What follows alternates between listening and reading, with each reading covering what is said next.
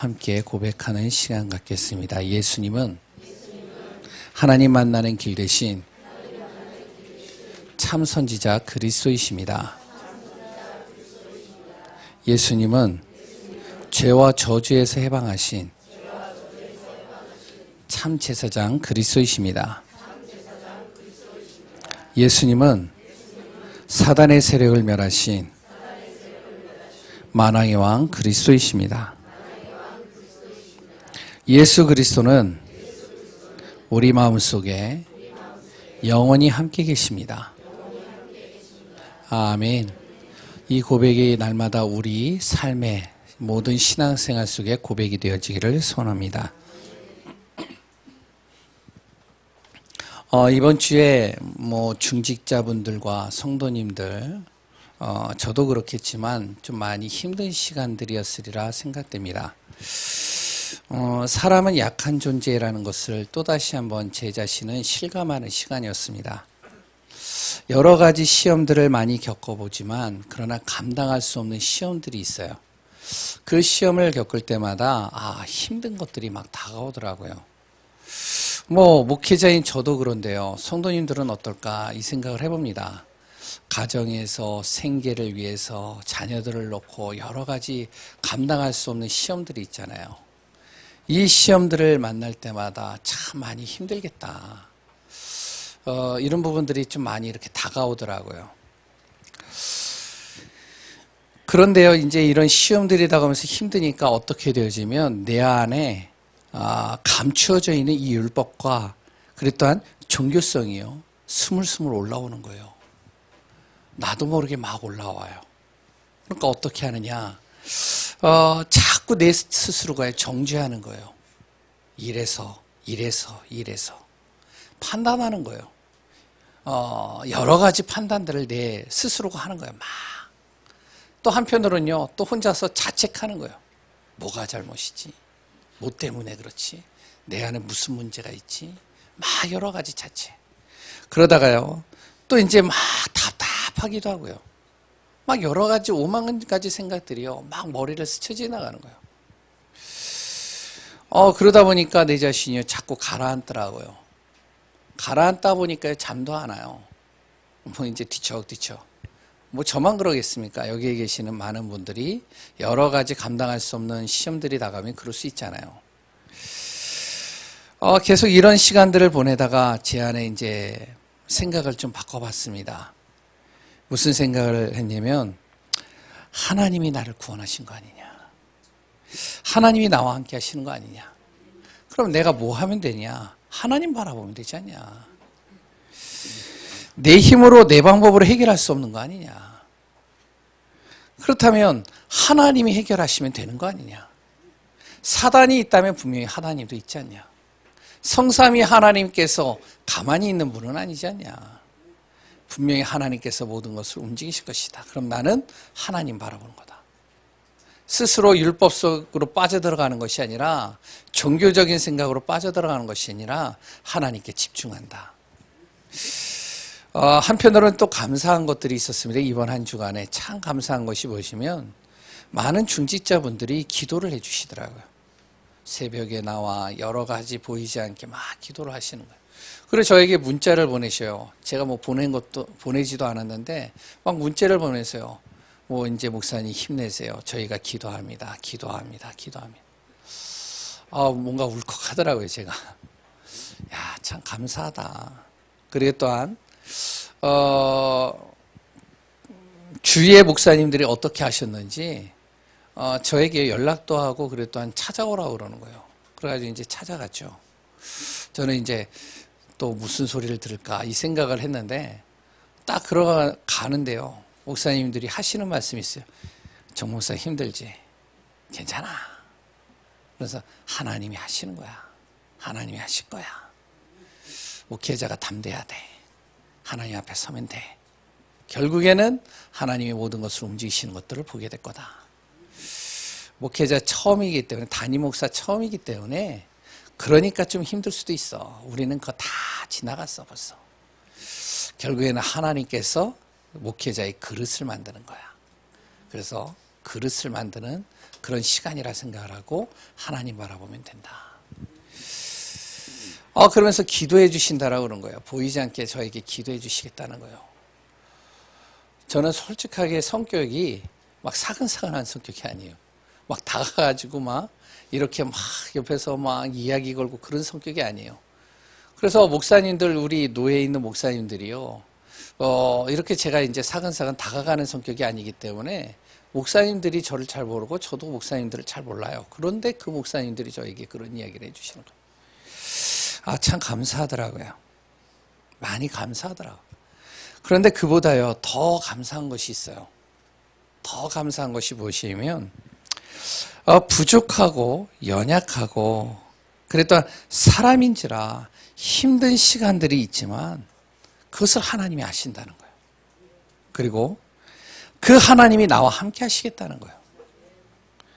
그 하나님께서요, 나의 방법보다 하나님의 방법으로 그것을 해결하시겠다는 거예요.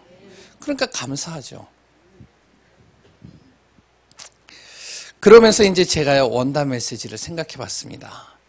이번 주 원단 메시지. 왜 저는요, 항상 저를 붙잡고 가거든요. 예틀을 깨고 새틀을 갖추는 한 해.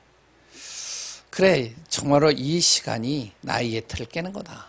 다른 사람 중요하지 않고 내 예틀을 깨는 거다. 그리고 하나님이 나의 새틀을 갖춰가는 것이다. 지난주 메시지가 또 떠올라요. 영적인 새틀을 갖추자. 나의 모든 삶을 영적인 새틀로 갖춰가는 시간들. 하나님께서 나의 영적인 새틀을 바꾸는 시간이구나. 하나님께서 정말로 내가 바뀌어야 될 시간표이기 때문에 하나님이 하시는 거구나. 이런 생각들을 좀 많이 하다 보니까요, 힘이 나더라고요. 하나님의 자녀는요, 어떤 순간에서도 잊지 말아야 될 것이 있습니다. 하나님이 나를 구원하셨다는 거예요. 하나님이 나를 부르신 목적이 있다는 거예요. 그래 또한 하나님께서 가장 먼저 나를 통해서 하시고자 하는 일이 있다는 겁니다. 이 일을 항상 잊지 말아야 돼요. 그 첫 번째가 뭐죠? 하나님이 우리 부르신 목적은 개인 구원, 가정 구원, 현장 구원입니다. 구원을 이루기 위해서 나를 부르셨다는 거예요. 사단의 함정과 틀과 올무에 갇혀있는 거기에서 나를 구원하셨고 내 가정을 구원하시고 내가 가는 그 현장을 구원하시기 위해서 나를 먼저 부르셨다는 거예요. 그러면서 하나님 떠난 삶을 하나님과 함께하는 그 축복의 대열 속으로 들어오게 하시고자 그 구원 속에서 나를 먼저 구원하신 겁니다. 나같이 모자라고 부족한 자를요. 그럼 지금부터 내가 해야 될 일은 무엇이냐? 예배소서 6장 10절에서 20절 뭐죠? 바로 사단의 존재는 어떻게 해서든지 간에 우리 가정과 나와 교회와 현장을 속인다. 그래서 나는 영적 무장하는 거다. 영적 무장해야지 영적 싸움할 수 있지 않냐. 사람이 아니다. 사단이다. 사단과의 싸움이다. 내 안에 꿈틀거리는 사단, 나를 속이는 사단, 이 사단을 이기려면 내가 영적 무장해야 된다. 두 번째는요, 영적 갱신이죠. 고린도후서 5장 17절입니다. 나를 갱신하는 거예요. 나를 바꾸는 거예요. 내가 바뀌어야 될 것이 무엇인지를 알고 정말로 그 속에서 정말로 하나님께서 하시고자 하는 것들을 찾아내는 겁니다. 성삼위 하나님은 지금도 역사하시거든요. 그래서 하나님 정말로 내 자신의 그릇이 깨어지고 더 큰 그릇을 품게 해주옵소서. 정말로 누구든지 저를 통해서 은혜 받고 힘을 얻을 수 있도록 저의 틀을 깨게 해달라고. 제가 안 되어지는 틀 깨게 해달라고. 영적 갱신이죠. 그래서 디모데후서 2장 1절에서 7절입니다. 뭐죠? 영적 사령관으로 서는 거예요. 흑암과 어둠의 권세가 아무리 판을 쳐도 내가 영적인 군사요, 경계하는 자요, 수고하는 농부처럼 하나님의 언약 잡고 영적인 사령관으로 흔들리지 않고 딱 서버리면 결국에는 어떻게 하냐? 흑암은 무너질 수밖에 없고 하나님의 나라는 임할 수밖에 없다. 그게 하나님이 나에게 원하시는 거 아니냐. 이러다 보니까요, 제가 어떻게 하면은 하나님 안에서 또 다시 한번 이렇게 서는 거예요. 하나님이 해주시는 말씀과 나를 향한 세밀한 계획을 인도받는 귀한 우리 성도님들 되시기 바랍니다. 감당할 수 없는 것들이 올 수 있어요. 그런데 내 자신이 하나님이 나를 구원하시고 부르신 목적을 제대로만 알면 돼요. 그리고 또한 내가 지금부터 해야 될 것이 무엇인지를 알면 됩니다. 그러면 하나님이 이루어 가셔요. 오늘은 창세기 이제 마지막 장입니다. 이제 마지막 장까지 왔어요. 창세기 50장이에요. 결국에는 왔습니다. 기쁘지 않으신가요? 예, 별로 안 기쁜가 봅니다. 예, 창세기 50장의 내용은 읽어보신 분들은 알겠지만 두 사람의 죽음이 나와요. 그리고 또한 요셉의 용서가 나옵니다. 야곱이 이제 수명을 다해서 이제 죽음 하나님 품으로 이제 돌아가게 되어지죠. 그 육신은 이제 장례식을 치르는 거예요. 그 장례식을 치르는데 며칠 동안 치렀는지 아세요? 100일가량 치렀어요. 한 사람의 장례를 100일 정도 치른 겁니다. 황제 수준이에요, 이거는. 그리고 이 장례를 다 마치고 나니까 형들이요, 이제 불안한 거예요. 두려운 거예요. 이제 올 것이 왔구나. 이제 드디어 왔구나. 이제 요셉의 시퍼런 칼날 아래 우리의 잘못들이 드러날 것이고 결국에는 그 대가를 우리가 치러야 되겠구나. 이게 떨리는 거예요, 마음이. 그것을 요셉이 듣고 알게 된 겁니다. 요셉이요, 형들에게 그래요. 다시 한번 형들을 용서하는 거예요. 그리고 형들을 사랑으로 품는 겁니다. 어느 정도로 품었느냐? 끝까지 내가 죽을 때까지 형들의 자녀들, 형들의 가족들을 내가 책임지겠다. 그래도 그 자녀들은 내가 교육시키겠다. 염려하지 마라. 사랑으로 품어버리는 거다. 우리가 무엇이 돼야 되겠죠? 품어버리는 거예요. 목회자가 좀 실수한 거예요? 품으면 되는 거예요. 중직자의 실수요? 품으면 되는 거예요. 내 자녀의 실수요? 품으면 되는 거예요. 그걸요, 우리가 여러 가지 형들처럼 생각 속에 이런 것들 딱 잡혀버리면 그 속에 사단이 틈타는 것이죠. 그러면서 결국에 이제 요셉이요, 모든 수명을 다하고 이제 하나님의 품으로 돌아가는 이제 애굽에서 죽음을 맞이하는 장면이 오늘 창세기 50장의 전반적인 내용들입니다. 이 본문의 말씀을 통해서 또한 우리가 붙잡고 가야 될 제목이 있습니다. 그 제목이 뭐냐면 나의 시선을 하나님께 고정하라요. 한번 우리 같이 따라하겠습니다. 나의 시선을 하나님께 고정하자. 우리 옆 사람과 한번 또 인사 나누겠습니다. 당신의 시선을 하나님께 고정하시기 바랍니다. 예, 히브리서 11장 3절에 이런 말이 있죠. 모든 세계는 하나님의 말씀으로 되어진 줄을 우리가 아나니 보여지는 것은 나타난 것으로 말미암아 된 것이 아니니라. 모든 문제, 모든 일, 드러나 있는 많은 문제와 모든 일들, 그 뒤에 분명히 하나님의 무엇이 있다고요? 뜻과 계획이 연결되어져 있다는 거예요. 그래서 우리는요, 말씀을 통해서 나의 시선이 어디로요? 하나님께 고정돼 버리면 돼요. 나의 시선이 하나님께, 사람에게 고정돼 버리면 안 돼요. 하나님께 고정돼야 됩니다. 하나님께서 나에게 주시고자 하는 것이 무엇이냐?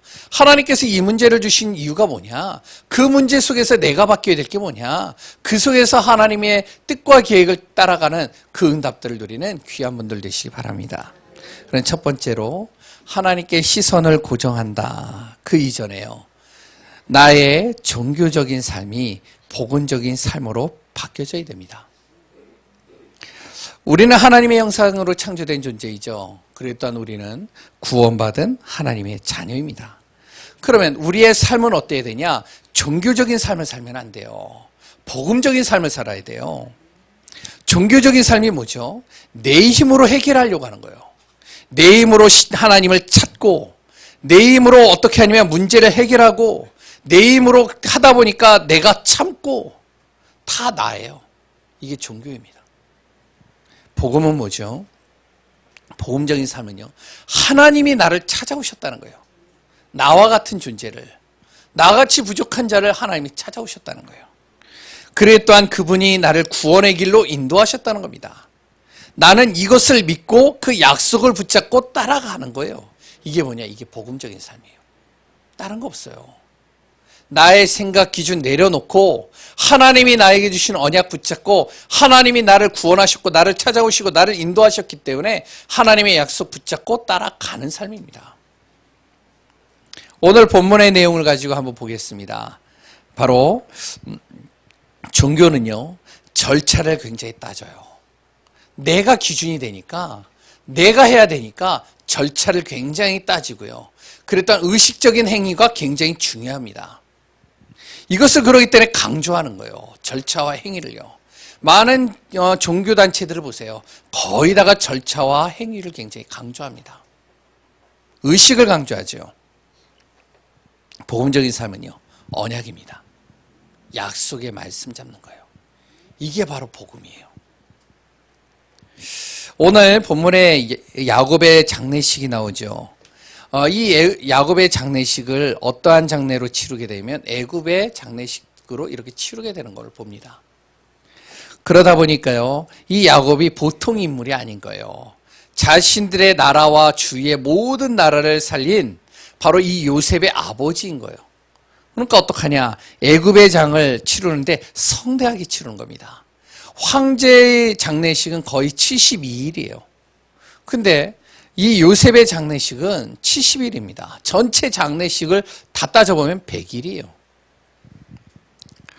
그 100일을 통해서 진행이 되는데요. 그냥 어떻게 진행되어지냐면 그 육신을 완전히 부패하지 않도록 이것을 완전히 깔끔하게 처리를 하는데요. 우리 장례식하고는 다릅니다. 애굽의 장례식은요, 혹시 아시는지 모르겠지만 그 몸 안에 있는 부패되어지는 것들을 다 긁어내는 거예요. 이 뇌 있잖아요. 뇌에 있는 것들이 부패되기 때문에 그걸 제가 표현을 리얼하게는 못하겠습니다. 왜냐하면 식사를 해야 되니까. 다 긁어내는 거예요. 그리고 또한 배를 가르고요, 창자와 내장을 다 긁어내요. 그리고 그걸 나일강에 다 버려요. 이거는 더러운 것이라고. 그러고 나서 거기 안에다 뭘 채워넣냐? 모략과 향재료를 채워넣습니다. 그 모략과 향재료가 뭐냐면 방부제예요. 방부제를 가득 채우는 거예요. 그래서 미라가 100년이 돼도 1000년이 돼도 그 시체가 어떤 거는요, 썩지 않고 그대로 있는 것들이 그것 때문에 그런 거예요. 그러니까 완전히 방부제로 둘러싼 거예요. 그리고 겉모습은 아버지의 모습으로 그대로 남게 하고 안은 완전히 방부제로 가득 채운 거예요. 그래서 이제 둘둘 감는 겁니다. 그거를 하는데 40일 걸려요. 오늘 본문에 나오잖아요. 40일 동안 그 장례식 처리를 하는 거예요, 장례를. 그러고 나서 이제 곡을 하고요. 그러고 나서 전 나라가 다 곡을 하면서 애도하는 거예요. 그 가나안 땅까지 갈 때까지 곡을 하고요. 그 행렬은 어떤지 아세요? 궁의 모든 신하, 그랬던 원로들, 애굽의 원로들, 그랬던 그 주위에 있는 모든 원로들이 같이 따라가요. 군사들이 동원되고요. 기병들이 동원되고요. 많은 사람들이 동원되는 가운데 이제 요셉의 가족들도 거기를 따라가는 거예요. 장대하겠죠. 굉장히 사람들이 볼 때요, 어떻게 보면 화려해 보이고 진짜 대단하게 보이겠죠. 그런데 중요한 건 뭐죠? 이게 바로 종교적인 행위라는 거예요. 보여지는 것들, 절차를 가지고 어떠한 의식을 가지고 행하는데 시간이 지나면 다 어떻게 되죠? 다 헛된 겁니다. 다 사라지는 거예요. 이삭과 아브라함의 장례식은 어땠는지 아세요? 이삭과 아브라함의 장례식은 아브라함이 딱 죽으면요, 바로 하루 이틀 만에 그 시신을 땅에다 붓습니다. 매장을 해버려요. 왜냐하면 부패하기 때문에. 그래서 그 아버지가 자신들에게 전달한 그 약속을 붙잡는 거예요. 그래서 복음은 뭐냐면 약속을 전달하고 약속 붙잡는 거예요. 완전히 차이가 있는 것이죠. 죽음보다 복음은 약속을 기억하는 겁니다. 하나님께서 아버지를 통해서 주신 그 약속, 언약을 딱 붙잡는 거예요. 그게 복음과 종교의 차이입니다. 야곱도 요셉도 이 사실을 알았기 때문에 어떡하냐? 야곱이 죽을 때 다른 거 강조한 게 아니에요. 내 시신을 가나안 땅에. 그리고 또 하나님의 언약의 약속을 자녀들에게 전달하는 겁니다.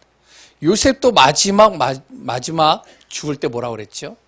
그 가족과 그랬던 모든 사람들에게 하나님께서 나를 책임지신 것처럼 당신들을 책임질 것이고 함께할 것이고 결국에 당신들을 가나안 땅으로 인도할 것입니다.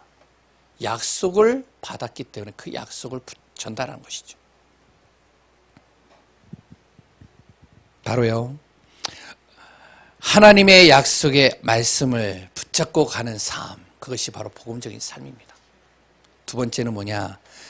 바로 종교적인 부분들은요, 행위가 강조되기 때문에 그 대가를 치러야 돼요. 선한 행위를 행한 사람은 선한 대로, 악한 행위를 하는 사람은 악한 대로 그 대가를 치르는 것이 종교입니다. 그래서 어떡하죠? 바로 종교성이 강한 사람은요, 착하고 바르고 그랬다 굉장히 노력하면서 사는 거예요.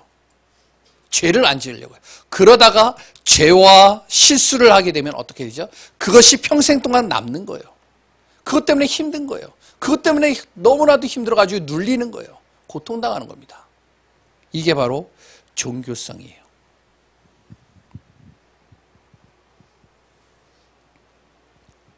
형들이 그랬다는 것이죠. 잘했는데 한 가지 실수가 있다면 그 실수가 뭐죠? 자기의 동생, 너무나도 시기심과 분노가 가득해서 자기의 동생을 애굽으로 판 거예요. 이게 계속 마음에 남는 겁니다. 이 유다 같은 경우는 얼마나 종교심이 강하냐면 너무나도 아파가지고 형들로부터 분리가 돼가지고 37장에 보면 38장인가요? 거기에 보면 나오잖아요. 분리가 돼서 어디로 가죠? 저기 이방 나라로 가가지고 거기서 무분별한 인생을 살잖아요. 그러다가 다시 복음을 듣게 되고 언약을 붙잡게 되고 다시 돌아오게 됐지만요. 결국에는요, 이 행위 때문에 두려운 겁니다. 18절에 뭐라고 그랬냐면, 오늘 본문 18절에 이렇게 얘기를 하는 거예요. 요셉이 얘기도 안 했는데 본인들끼리 벌써 두려워하고 굉장히 여러 가지가 근심 걱정에 빠지다 보니까 요셉 앞에 나와서 무릎 꿇고 절을 하면서요, 종이 되겠다라고 하는 거예요. 우리가 당신의 종이 되겠으니 살려달라는 거예요. 복음은 뭐죠? 복음은요, 사랑과 용서입니다. 하나님의 사랑으로 품는 거예요. 용서하는 겁니다. 그게 복음이에요. 용서하고 싶다고 용서가 되나요? 그게 그렇게 용서하고 싶다고 해서 용서가 되는 게 아니에요. 하나님이 우리를 어떤 순간 속에서도 함께 하셨고 우리를 구원하셨고 나같이 모자란 자를 하나님의 사랑으로 하나님의 크고 놀라운 뜻 안에서 가장 하나님의 큰 축복 속으로 나를 인도하신 것이 너무나도 감사해서 그 사랑, 그 감사 때문에 사랑하는 거예요. 하나님이 나를 사랑하셨기 때문에 나도 그 사람을 사랑할 수 있는 거예요. 하나님이 나를 용서하셨기 때문에 나도 그 사람을 용서할 수 있는 거예요. 이게 복음적인 삶입니다. 그래서 이 요셉은요, 형들의 그 마음을 듣고 나서 무엇을 했냐면 오늘 여기 본문에 나오듯이 눈물을 흘렸다라고 그래요. 가슴이 아픈 거예요. 너무나도 종교성을 가지고 보는 그 형들의 모습을 보면 가슴이 아픈 거예요. 자신이 저번에 용서했다라고 했는데 그건 온데간데였고 여기 빠져 있는 거죠. 그러면서 어떡하죠? 19절에서 21절에 뭐라고 얘기를 할까요? 이렇게 얘기를 하죠. 두려워하지 마소서. 내가 하나님을 대신하리이까. 하나님이 나를 구원하셨고 나를 인도하셨는데 내가 하나님을 대신해서 당신들을 정죄하겠습니까? 두려워하지 마세요. 두 번째로 뭐라고 그러죠? 당신들이 나를 해하려 했지만 하나님은 그것을 선으로 바꾸셔서 모든 많은 사람들을 생명을 구원하려고 나를 구원하셨고 보내신 겁니다. 용서하고요, 품어버리는 거죠. 그리고 마지막 21절에 뭐라고 그러죠? 거기에는요, 당신들은 두려워하지 마소서. 내가 당신들과 당신들의 자녀를 기르리이다. 보호하겠고 가르치겠고 계속적으로 내가 책임지겠습니다.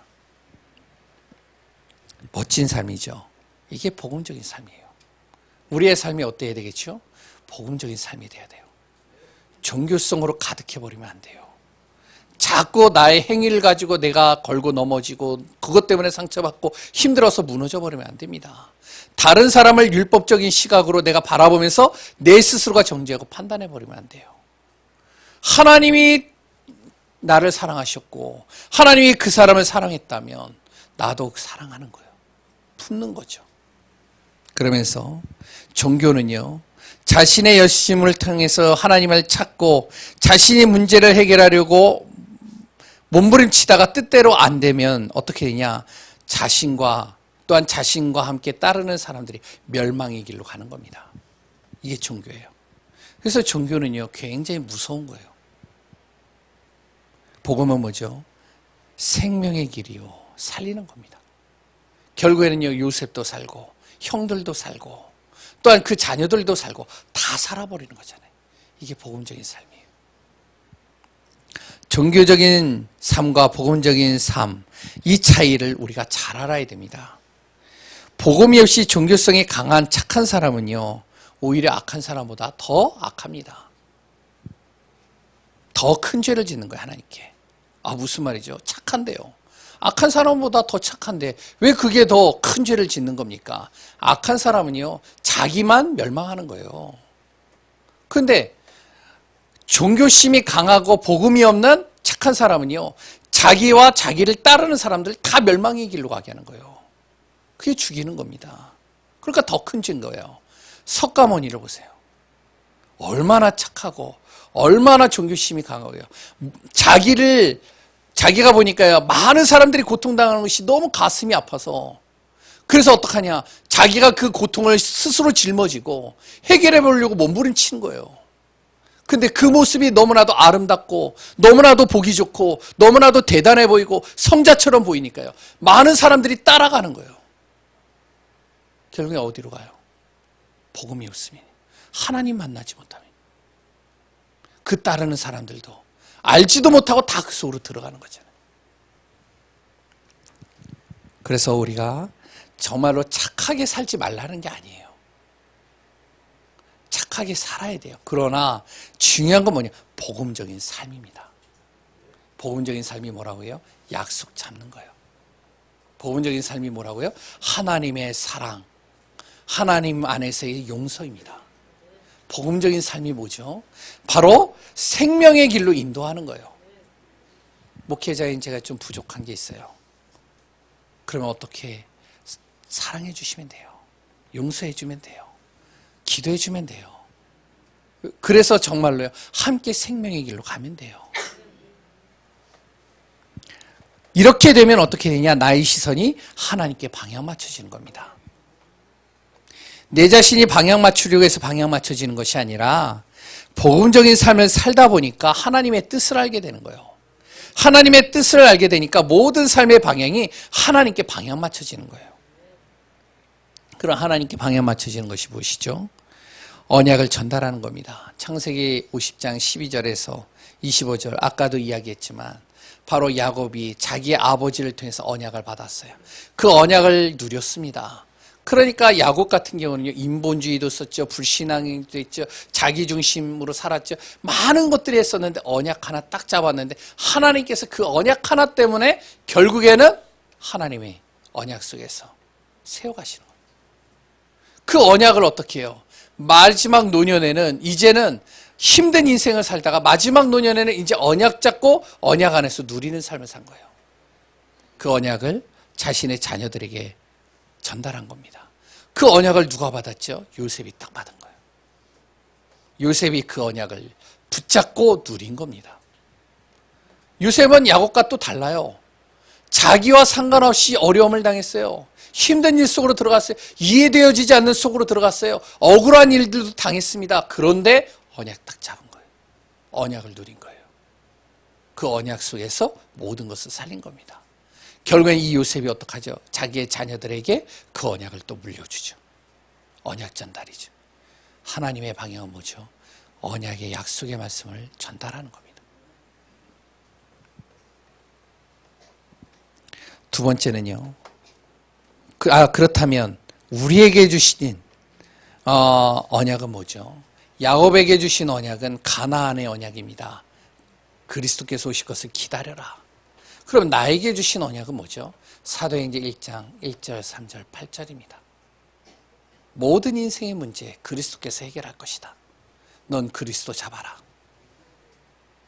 그래 또한 그 그리스도의 언약을 잡고 가는 곳마다 분명히 흑암이 무너지고 하나님의 나라가 임하게 할 것이다. 나의 직장 현장에, 나의 가정 현장에, 나의 교회 현장에, 나의 또한 모든 가는 만남의 현장 속에서 하나님께서 그리스도의 언약을 잡고 가는 너를 통하여 흑암이 무너지고 하나님 나라 임하게 할 것이다.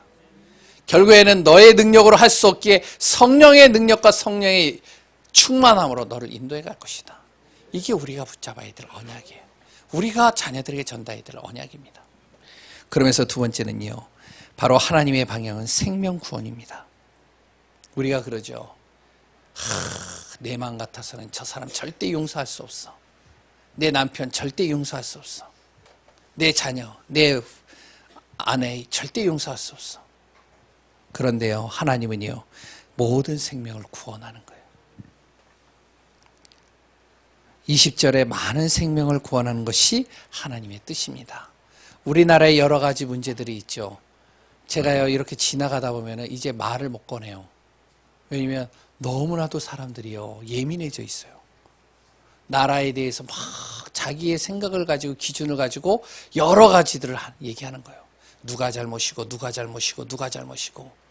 그러다 뭐 자유한국당 너희들은 이것 때문에 문제고, 더불어민주당 너희들은 이것 때문에 문제고, 다 문제. 여러 가지 문제가 있겠죠. 그런데 더 중요한 건 뭐죠? 생명을 구원하는 게 중요한 거예요. 결국에는요, 그 문제, 계속 문제 속에 빠져버리면 너도 죽고 나도 죽자는 거예요. 그럼 나는 뭐를 해야 되겠죠? 하나님, 이 나라가 어떤 나라입니까? 복음으로 하나님께서 축복한 나라 아닙니까? 그렇다면 하나님, 이 나라를 하나님께서 구원하여 주옵소서. 한 지도자를 세우신 것도 사람이 하는 것이 아니라 하나님이 하신 것이 맞다면 하나님께서 지도자를 붙들어 주시고, 이 나라의 경제와 모든 시대를 움직이는 사람들 또한 하나님의 전적인 주권 속에 있다면 하나님께서 책임져 달라고. 생명을 살리고 모든 것을 살리는 것이 하나님의 방향입니다. 요셉이 한 것은요, 다른 게 없었어요. 하나님과 함께하는 것밖에 없었어요. 결국에는 그 문제와 어려움, 이해되어지지 않는 모든 것들 하나님과 함께하며 하나님 바라보는데 모든 사람을 살리는 응답을 받은 겁니다. 로마서 16장 19절에서 20절을 꼭 우리가 마음에 담아야 됩니다. 뭐죠? 선한 데는 지혜롭고 악한 데는 미련해야 돼요. 그러면서요, 이 사단은 어떻게 해요? 정말로 이 사단을 하나님께서 속히 오셔서 이 사단을 우리 발 앞에 무릎 꿇게 만드신다는 겁니다. 그래서 우리는 항상 하나님의 방향 맞추면 돼요. 저도 그렇고요. 세 번째는요, 치유와 회복입니다. 창세기 3장으로 하나님 떠난 그 나를 로마서 3장 23절에 모든 죄 속에서 하나님의 영광에 이르지 못하고 결국에는 나도 죽을 수밖에 없는 나를 하나님께서 나의 모든 마음과 생각, 영혼의 병든 나를 하나님께서 치유하시고 회복시키겠다는 거예요. 누굴 통해서요? 나 한 사람, 복음 가진 나 한 사람을 통해서. 나의 가정과 현장과 모든 것을 치유하고 회복하길 원하시는 것이 하나님의 방향입니다. 복음적인 삶 속에서 나와 가문과 현장에 언약을 전달하고 생명을 구원하고 치유와 회복을 이루는 귀한 분들 되시길 소원합니다. 결론입니다. 우리 예강교회는요, 그릇을 키우는 예강교회가 되어져야 되겠습니다. 왜 그래야 되냐? 우리 교회가 복음 가진 교회잖아요. 우리 교회가요, 복음 때문에 모인 교회잖아요. 아까도 어떤 분이, 제가 이제 말은 안 하지만 어떤 분이 이야기하는 걸 들었어요. 계단 올라오기 힘들다고. 난 계단 올라오기 힘들어. 그러니까 옆에 있는 분이 이제 얘기를 하더라고요. 운동 좀 해. 계단 올라오기 힘들어요. 그런데 왜 우셔요? 복음 때문에 오는 거잖아요. 복음 때문에 모인 교회가 우리 교회입니다. 전 그렇게 믿어요. 그래 또한 이 복음을 증거하기 위해 세워진 교회가 우리 교회라고 저는 믿습니다. 그렇다면 어떻게 되겠죠? 예틀을 깨면 운명이 바뀌어요.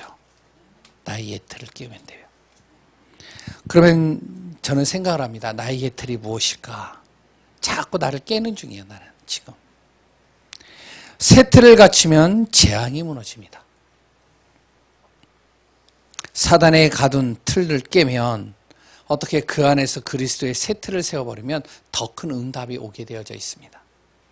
나에게 주신 비전을 가지고 삶을 살면 어떻게 되냐? 사단은 비전을 이루지 못하도록 나를 속이는데 결국에는 내가 흔들리지 않고 그 비전 붙잡고 가면 결국에 하나님께서 모든 것을 세워가시는 겁니다. 오늘도 복음 안에서 승리하는 귀한 분들 되시기를 소원합니다. 하나님 감사합니다.